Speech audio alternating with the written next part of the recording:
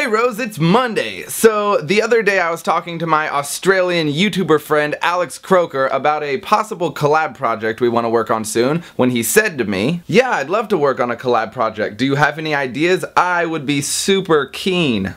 To which I responded, what? We have a tendency to forget that just because we all speak English doesn't mean we all speak the same dialect of English. Hell, you could go to other parts of my own state and people will probably use terms that I won't understand. So of course there's gonna be some language discrepancies, you know, on the opposite side of the globe. It turns out that keen is slang for interested, kind of like if I had said I'm down. Which makes me wonder if I'm down would be as confusing for him as I'm keen was for me. I guess Alex, let me know in the comments. I know you're watching. So, as someone who loves linguistics, today's episode is American versus Australian terms and slang. First off, in America, if you say you are stuffed, it means you ate too much and are very full. But in Australia, being stuffed means you're tired or that you work too hard. And oftentimes, I am both. Down under, a bogan is someone without any class. Australians might be confused by our closest terms, redneck and trailer trash, which probably makes them think of a red-colored neck or, you know, garbage in a trailer, which isn't classy at all. What we call bangs in America, Australians call your fringe. And to be honest, I don't know why either of those make sense. But I know that mine go up and that way. Hey! In Australia, a caretaker is a janitor, and in the US, a caretaker is someone who takes care and provides assistance to sick people and the elderly. While in both countries we say that you would cheer for your favorite sports team, only in America do we say that you would root for them, because in Australia, to root is slang for having sex. So, if you said you're going to root for your favorite sports team, it might sound like you were gonna, well, have an interesting night. In America, we say someone who is arriving is showing up, while in Australia they say they are turning up, which sounds funny to Americans because here, to turn up is to, like, you know, party real hard.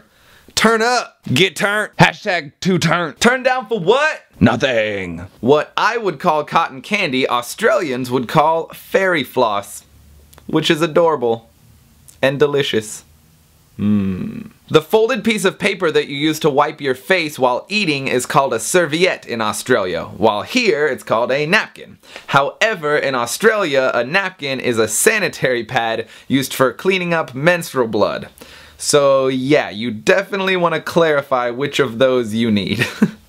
In Australia, an electrical outlet or plug is called a PowerPoint, which makes sense because it's a point for using power. When we hear PowerPoint, however, we think of the Microsoft program used to create the most boring lectures and business meetings ever. In Australia, to say that you finish something means that you quit it, which is confusing because here to finish something means that you completed it, which is the opposite. However, I think that means I should have gone to school in Australia because then I could say that I always finished my homework. I quit! Actually, I need those. Those are my notes. And lastly, a term eliciting much Australian giggling.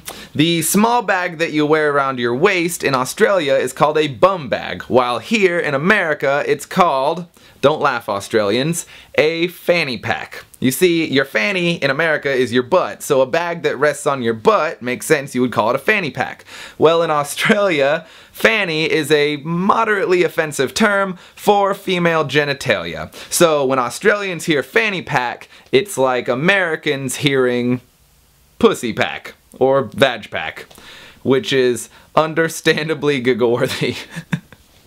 Thanks for going on this linguistic trip with me. Any Australians watching, let me know in the comments other terms that I probably would find confusing, and Rose, we'll see you on Wednesday.